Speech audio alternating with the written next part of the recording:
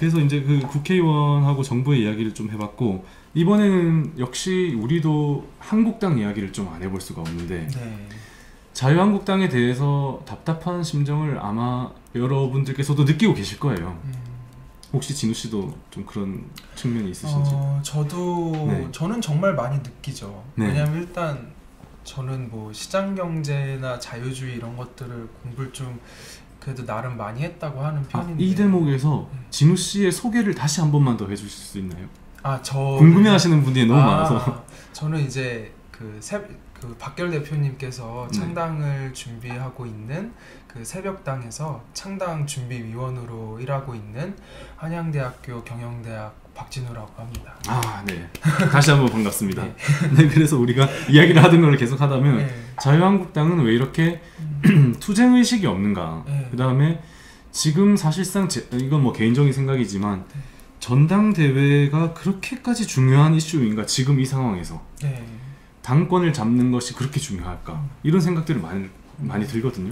일단은 소위 닉값을 못한다 그러잖아요. 이름값을 못한다. 이름이 자유한국당인데 일단 별로 자유주의에 대한 이해가 없는 것 같고, 사실 왜 투쟁의식이 부족하고 유약한가를 보면 그 자기네 당의 이념에 대한 지식이나 확신이 없어서 그런 것 같아요. 예를 들어서 뭐 이걸 물건을 파는 것에 비유를 해보면 이제 뭐 정치는 이념의 판매업이라는 이야기를 하잖아요.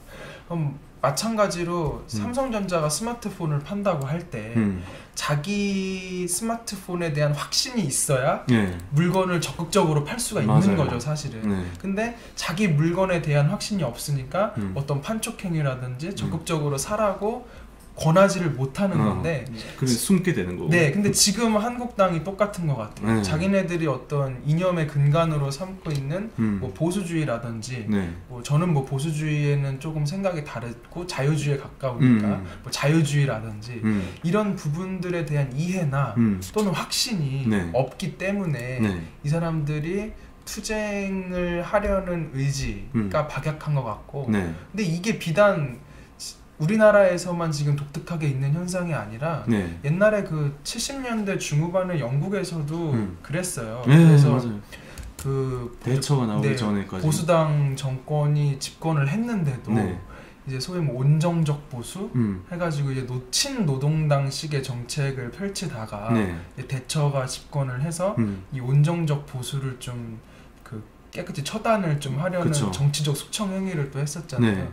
그러니까 지금 그 대처 이전에 그 유약한 보수당의 느낌을 제가 보고 있는 것 같아요. 맞아요. 근데 이 여러분들께서 걱정하실 필요가 한 개도 없는 것이, 그때 당시에 그 상황이 지금 우리 상황하고 비슷하다는 그 진우 씨의 말씀이 있었잖아요.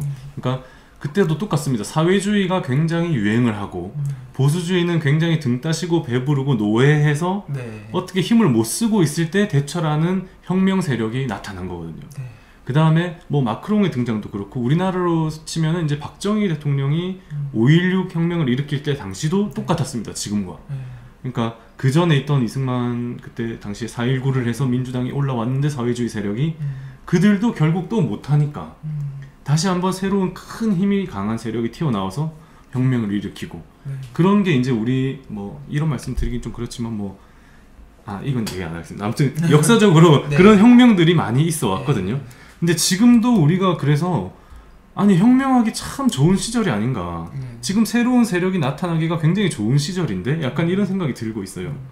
특히 이제 우리나라 같은 경우는 어떤 정치 세력의 혁명은 있었는데 제대로 된 시민혁명이나 사상혁명은 사실 없었단 말이죠. 웬만하면 다 외세에 의해서. 예를 들면은 뭐 광복도 뭐 일본의 패망에서 연합군에 대한 패배에서 비롯이 됐고, 그리고 그 박정희 정권의 집권도 어떤 군사력을 동원한 것이었고, 그리고 이제 87년도 혁명 같은 경우는 사실 민주화 혁명이라고 이야기를 하긴 하지만 이게 이제 제대로 어떤 사상의 확립이었다기보다는 그 이전에 이제 오랫동안 계속됐던 군부 독재에 대한 네. 안티테제로서인 예, 거지 예, 그 자체로 어떤 고유의 정신이나 사상을 담고 있었던 맞아요. 것은 아니죠. 그러니까 우리가 정신이나 사상적으로 국민 전체가 이제 재무장할 만한 그런 시민혁명은 없었다고 볼 수 있죠. 그 실제로 이제 87 체제에 가담을 했었던 그 뭐 넥타이 부대라든지 그런 분들도 지금 와서는 나는 그때 군부에 대해서 그랬던 거지 내가 뭐 마르크스 사상이나 좌익 그렇죠. 사상에 빠져서 그랬던 게 아니야 라는 분이 엄청나게 많거든요. 그래서 뭐 그때 뭐 돌 좀 던지고 그 최루탄 좀 마셨다 하고는 하지만 그렇다고 해서 나는 좌익은 아닌데 뭐 이런 분들이 굉장히 많습니다. 그래서 우리가 지금 대한민국이 이 정도 발전하고 이 정도의 성장이 왔으면 우리도 지금 시민혁명 그러니까 부르주아 혁명이라고 하죠. 네. 그래서 좀 중산층을 위주로 한 중산층을 향하고자 하는 꿈을 가진 사람들을 주체로 하는 어떠한 혁명에 가까운 뭔가가 필요하다고 봅니다. 네. 자유혁명이어야 될 것 같아요. 맞습니다. 큰 자유혁명이어야 정신을 보면은 저는 이제 뭐 보수주의라는 것에 대해서 약간 이제 좀 반감이 있어요. 네. 실체가 조금 없는 것 같은. 좀 이제 행동을 어떻게 해야 된다는 지향점이라기보다는 이제 그 핵심 가치가 그런 거잖아요. 어떤 관습적이나 전통적인 부분에서 우리가 지켜야 할 것들이 있다. 그래서 점진적으로 나아가야 한다는 어떤 행동 방식에 대한 사상인 것 같고 네. 그래서 구체적으로 뭘 지향해야 한다는 것인지는 조금 부족한 측면이 있는데 그러면 네. 우리가 한국당 이야기 여기까지 하고 난 다음에 지금 이제 좌우에 대한 이야기를 그러면은 진우 씨한테 한번 들어볼까요? 간단하게.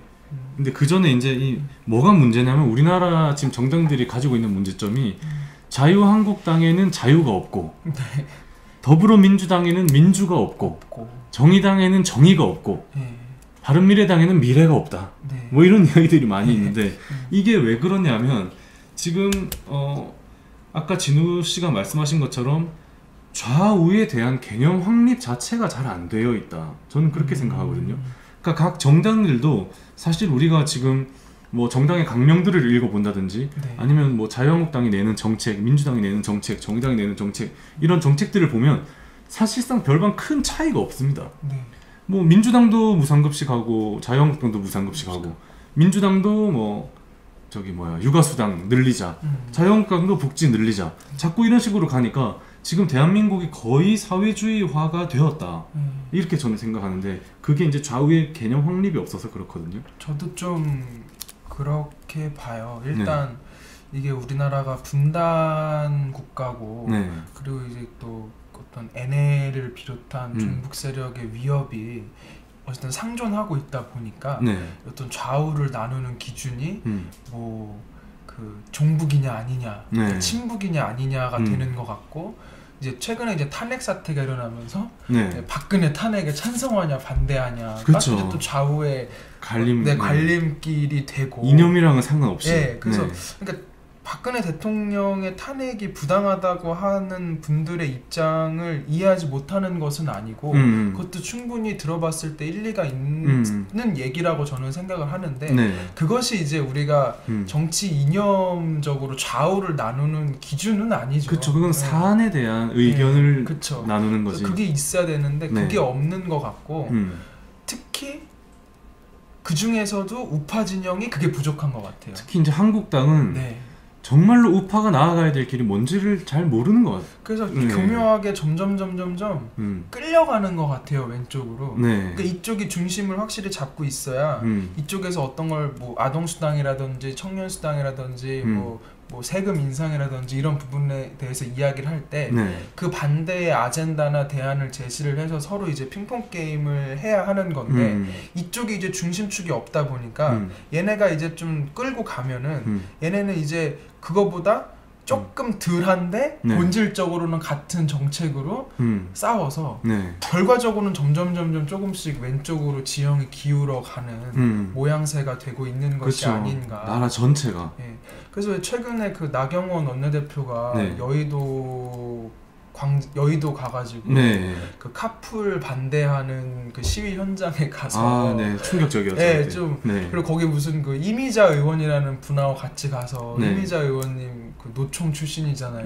그래서 오셔가지고 막 투쟁하시고 이게 진짜 우파 정당이라고 할 수 있는 조직인가 너무 의심스러웠고 저희는 왜 그 11월, 12월에 그 백두청산위원회라는 걸 했었잖아요. 그쵸. 그 여러분 그 백두청산위원회 혹시 아시나요? 저희가 그때 김정은이 방한한다고 했을 때 그 추운 겨울날에 청년들 15명 정도가 5주 동안 김정은의 방한을 반대하면서 집회를 했는데 그걸 이제 조직위원장으로 박진우 군이 계셨었습니다.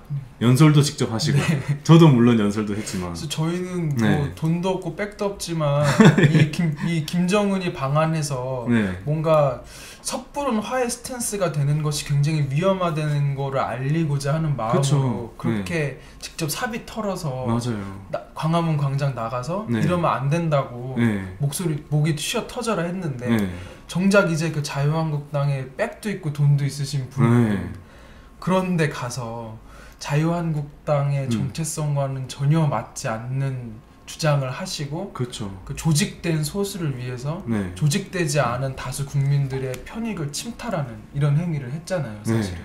그래서 저는 좀 어이가 없었죠, 정말. 그러니까 이런 것 같습니다. 지금 정치인이라면 사실 대한민국을 이끄는 리더여야 되잖아요. 근데 지금 대한민국의 정치인들은 팔로워 수준에 그치는 것이 아닌가. 그러니까 대중들이 움직이면 정치인은 그 뒷공문을 따라서 이렇게 그냥 눈치를 보고 움직이는 기회주의적인 행태 그런 것들이 굉장히 좀 문제가 되는 게 아닌가 싶습니다. 지금 대한민국에 필요한 거는 뭐 특정 인물에 대한 평가는 진우 씨하고 저하고 좀 다를 수도 있지만 뭐 박정희 대통령의 리더십이라든지 대처에 대한 리더십이라든지 그러니까 박정희 대통령이나 대처라든지 아니면 레이건이라든지 이런 사람들은 사회주의화로 급격히 틀었을 때 그냥 자기가 전면에 튀어나와서 정말 리더의 모습을 보였고 국민들의 동의를 이끌어낼 수 있는 사람이었기 때문에 사회가 급격히 변화를 할 수 있었던 거거든요. 지금 그러한 정치인이 나오지 않는다면 그 누가 우파에 만약에 다음 집권을 하더라도 집권을 해도 아마 똑같은 일들이 계속 벌어질 겁니다. 그렇죠. 계속 지리멸렬하고 일본이 잃어버린 20년이 붕괴되고 나서 그런 비슷한 일이 잃어버린 20년이 붕괴된 게 아니라 버블 경제가 붕괴되고 잃어버린 20년이 시작됐을 때 그런 비슷한 일들이 있었어요. 너무 이제 일본은 이제 의회 내각제잖아요. 그래서 이제 의회가 다수당이 생기면 얘네가 이제 내각을 구성하는 이런 구조인데 그 90년대 초반에 버블이 붕괴되고 나서 그 잃어버린 20년 기간 동안 정치에 대혼란이 있었어요. 자꾸 집권 세력이 바뀌고 조기 총선하고 아주 10년 동안 총리가 8번이 바뀌었나? 아무튼 그런 일이 있었어요. 그러니까 이런 정치 혼란은 또 경제적인 불확실성을 만들어서 국민들의 삶을 피폐하게 만들기도 해요. 그래서 이게 정치 세력이 특히 이 우파 진영의 정치인들이 중심을 잘 잡고 어떤 새로운 물결을 일으키지 않는다고 하면 우리나라도 정말 지리멸렬한 이류국가가 되는 것이 아닌가. 지금 또 주제를 살짝 바꿔보자면 대한민국이 정말 저는 기로에 서 있다고 생각합니다. 이제 변곡점까지 왔어요. 이제 여기서 한 단계 도약하거나 아니면 내려오거나 하거든요. 이 수준으로 평타를 칠 것 같진 않아요. 왜냐하면 이제 우리가 앞으로 미래의 먹거리라든지 지금 반도체나 조선업이라든지 자동차 업계가 무너지고 있고 그 다음에 우리는 지금 전반적으로 기업하기 힘든 세상 그리고 자영업자들이 너무나도 무너지고 있고 거기에 대해서 국민들이 우리가 말했던 경각심을 못 느끼고 있는데 거기에 대해서 그러면 진우 씨가 생각하는 우파의 정치인이라면 우파의 정당이라면 이제 어떠한 방향으로 국민들에게 좀 제시를 해줘야 되는가 이런 생각을 혹시 일단은 그 국부의 원천이 투표함이 아니라는 것을 확실히 하고 그걸 국민들에게 설득할 수 있는 용기와 지력이 있어야 된다고 생각을 해요. 그러니까 지금 우파와 반대되는 그러니까 좌파의 핵심적인 그 경제관이나 사회관은 이제 어떤 설계주의죠. 그쵸. 국가나 어떤 중앙 집권화된 조직에 있는 관료가 이 잘 이성에 의해서 설계를 하면 마리오네트처럼 네. 이렇게 움직일 수 있다. 네, 이게 국가가 잘 돌아가고 국민 경제가 부유해질 수 있다는 게 기본 철학인데 우파는 이제 그것과는 반대죠. 그쵸. 그 어떤 몇몇의 소수의 관료가 그 조정하거나 어떤 복지를 통하거나 그런 식으로는 경제가 성장하거나 국민들이 부유해지거나 네. 삶이 윤택해지는 것이 아니다. 기본적으로 자유로운 시장 질서 속에서 개인들이 스스로 창의를 발현하고 땀을 흘릴 때 네. 그게 이제 국부의 원천이 되고 국민 경제가 발전하는 길이다. 네. 이것을 확실히 알고 네. 아는 것만으로는 안 되죠. 그쵸. 그거 아는 것을 국민들에게 적극적으로 설득을 할 수 있는 용기. 알기라도 했으면 좀 좋긴 하겠지만 그러니까 국부의 원천은 결국 뭐 되게 이거는 옛날 말이긴 하지만 정말 피와 땀과 노력. 그럼요. 네. 네. 그게 없이는 그 어떠한 정책도 다 허황된 것일 뿐입니다. 그렇죠? 네. 그리고 그렇게 피와 땀과 노력으로 불을 읽어내면 그게 바로 후세의 운이 되는 거죠. 그렇죠. 우리가 항상 왜 그 좌익들이 좀 강조하는 것 중에 하나가 운에 의해서 생겨나는 어떤 불평등이라든지 어떤 태생적인 조건에 의해서 생겨나는 뭐 사람들의 뭐 삶의 차이 뭐 이런 것들에서 얘기하는데 사실 그런 식으로 따지자면은 대한민국 국민으로 태어난 것 자체가 크나큰 수혜죠. 그렇죠. 전체 인류 70억을 보게 되면은 아마 우리나라에서 제일 못 사는 사람도 상위 5% 안에 들어갈 거예요. 이 좌파들을 박살내는데 가장 좋은 것은 우리나라만 벗어나서 예를 들어주면 됩니다. 바로. 예를 들어서 우리가 위도에서 38도에서 조금만 위쪽에 태어났으면 우리가 가장 가난한 가장 하극단에 있는 사람으로 사는 거잖아요. 맞아요. 그러니까 그런 거거든요. 그러니까 마찬가지로 그럼 우리가 왜 그러면 전체 인류의 어떤 분포에서 상위에 있는 분포에 살 수 있게 됐는가 하면 결국 선대의 땀과 눈물이 있었기 맞습니다. 때문이잖아요. 네. 마찬가지로 우리가 지금 땀과 눈물을 흘리고 열심히 노력을 할 때 우리의 후손들이 조금 더 인류의 상위 분포에서 시작을 할 수 있게 해줄 수 있는 거죠. 그거를 깨달아야 되는 것 같아요. 그러면 이제 좀 벌써 우리가 45분 가량 했는데 아까부터 계속 댓글에 이제 나오는 글들이 있는데 하나만 이제 진우 씨의 의견을 여쭙고자 하는데 이 중국과 미국의 지금 패권 싸움이 굉장히 강하잖아요. 근데 이제 제가 진우 씨랑은 친하기 때문에 잘 알고 있는데 진우 씨는 이제 중국 쪽의 질서는 절대 아니고 미국 중심의 질서에 우리가 편승을 하고 거기에 동조를 해야 된다라는 주장을 자주 하시는 걸로 알고 있거든요. 그게 어떠한 의미로 그런 건지. 미국이 지금 세계 유일의 초강대국이잖아요. 그렇죠. 근데 우리가 역사 속에서 다른 강대국들과 미국을 비교해 보면 이제 굉장히 큰 차이가 하나 있어요.